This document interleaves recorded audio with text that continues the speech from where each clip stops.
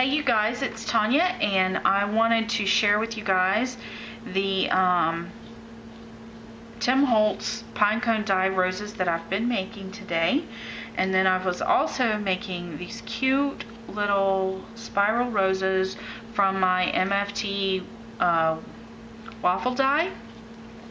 And these are all made from just regular craft felt that you get at all of the craft stores. Look at how cute they are. And I put, I put all of those up there so that you could see the difference in the textures of the petals. Let me do that again. So you can see the difference in the textures of the petals. The larger roses are from the Pinecone die, and the smaller ones are from the MFT die. Now the MFT die has more of a scalloped edge, and then the Pinecone die from Tim Holtz has the more of the tattered pointed edge, which I really, really love.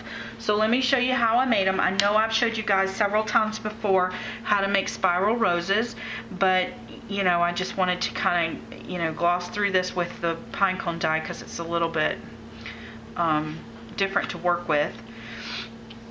And these are felt. So basically to do this die, or to do this, let me move all this out of the way. To do this rose, you're going to use one cut. To do this rose, you're going to do two cuts. To do this rose, you're going to use two cuts, but you're going to do it a little bit looser. So the looser you wrap as you go, the broader the flower becomes. So let's get started. And then on this one, these are the little MFT waffle dies. These are the small ones. So they are very tiny and they're very hard to use because, as you can see, they're thinner when they cut versus these. They're both cut out of the same felt, but they're, you know, this cut's a little narrower. So to get started, what you need to do is you're going to take your, I like to start with mine where the felt is spiraling in this direction, which for you in the camera, you're going the opposite way. It would go from this direction, okay? Let me make sure I'm in frame because I want you to see what I'm doing. I'm going to zoom in just a little bit so you can really see my hand motions. Okay, so to start out, I'm going to use my tweezers, and these are cutter bee tweezers and I like them because when I let go of them, they stay closed, and they've got a really nice sharp tip, and they have a really strong grip. I love these tweezers, and mine have seen better days, trust me.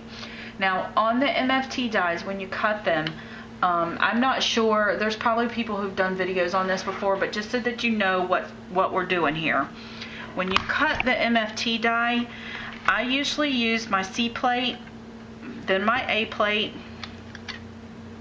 then I take my felt and I place it on my plate, and I put my cutter upside down. So on these MFT dies, you can see there's a ridge right here. That's your cutting ridge. I place it upside down onto this platform. And then I also take, and I have a piece of cardstock that I folded in half. It's the size of the die, and I place it over the top of the die. For some reason, you need this extra shim to cut through the felt, which I don't know if that really makes sense, but that's what I never was able to cut the felt until I just said, well, I wonder what would happen. Maybe it's just not hitting right because the felt is so thick. Maybe it needs more pressure to cut through it. So I just added a little shim and then put my other B plate on top and ran it through that way. Now for cutting on Tim Holtz's die, I would use, let me move that out of the way.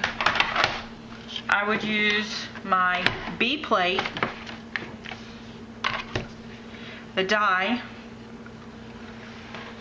my felt goes right over, here's the spiral, right here, and I would place that felt over the top of that, and then my second B plate. So that's your combination for your dies. Then cut it out. And it cuts really well. I was surprised at how well it cuts through this, all this felt. So now what I'm going to do is I'm going to take my die, or my felt, and I'm going to don't get glue goobers all over everything, but I'm only going to put glue on the first couple of scalloped edges along the bottom. Then I'm going to take these tweezers and I'm going to very tightly roll this. Very tight, the first couple, because rosebuds are kind of tight in the center. So I'm just going to do this very tight. Then I'm going to loosen up as I start getting around the corner just a little bit. And you want to make sure that as you're rolling, you are either going to stay really tight or you're going to loosen up so that your petals are offset between the valley. Like this piece right here, you don't want all valleys lining up in the same place. So you may have to adjust your tension as you roll around so that you don't end up with two, see like this right here, see how you can see that there's like almost 3 valleys in the same position. So I'm going to back out just a little bit. And maybe either, and I may have to adjust whether or not I come around tighter or whether or not I come around looser. And maybe do loose on one, tight on another.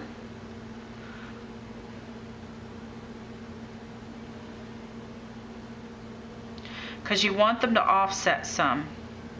And you're just going to keep rolling until you get it all the way around. And don't worry about adding more glue. You don't really, I mean, you can if it's sliding too much, you can.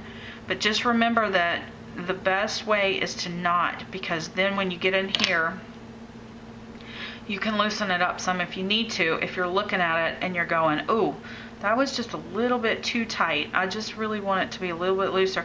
You can kind of let it loosen out a little bit. Now, it's not going to slide, you know, like when you're doing these other, when you're doing this with paper, you can usually, it'll slide back a little bit. It doesn't do that well with the felt. You kind of have to work at it because the felt grabs itself.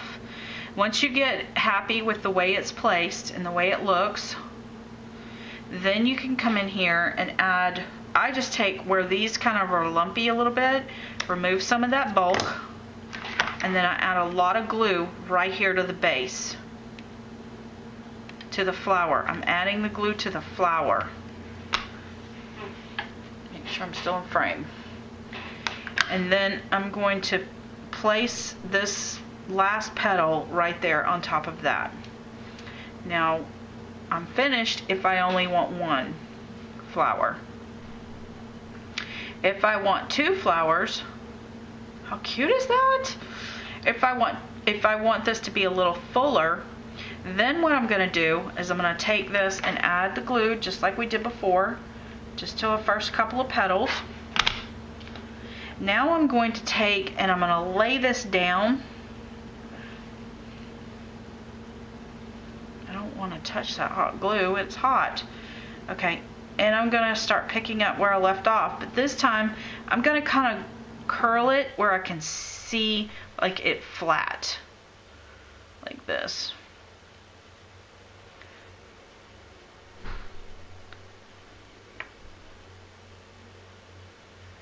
And I'm just going to continue on around. Spiral roses are the easiest ones to make, because honestly, it's just going around in a circle till it looks right. And there you go. Now I'm going to take this, flip it over.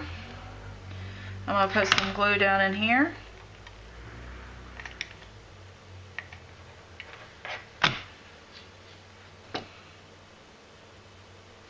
Now, and I think one of the reasons why I'm showing you this is because so many people said, oh, do I really need Tim Holtz's tattered pine cone? I mean, really, how many pine cones could a person possibly want? Well, I think I'm showing you this spiral cut again just because to show you that it's the shape you're after. It's not so much that it's called a pine cone, it's the shape. I mean, look at how adorable that rose is. And I know I've showed you this rose technique before with the pinecone die before, but paper versus felt look at the difference. And the look is just so soft, and this would be so adorable on hair clips or, you know, things like that.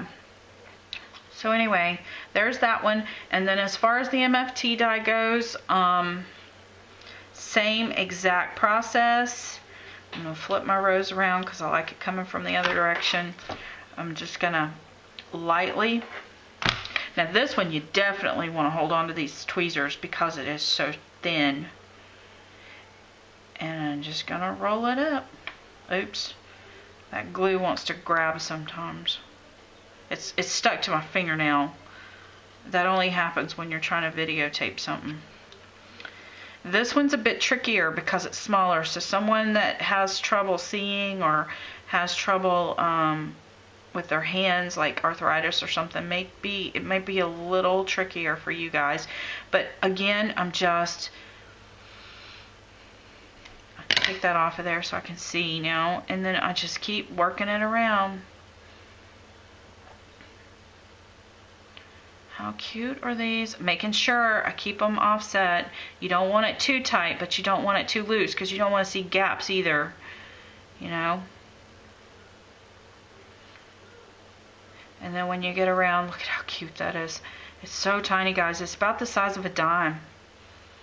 And then when you get down here at the bottom, you just place your glue right here at the bottom and fasten it down with that last little piece right there.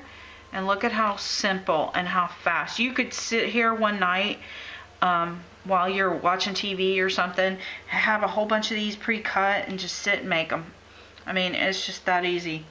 So thank you guys for watching. I hope you've enjoyed it. Please leave me comments. I've been missing all your comments lately. I know people are watching the videos because I can tell, but nobody's leaving comments. There's like 12 comments. So anyway, if you've enjoyed it, just let me know. Talk to you later. Bye.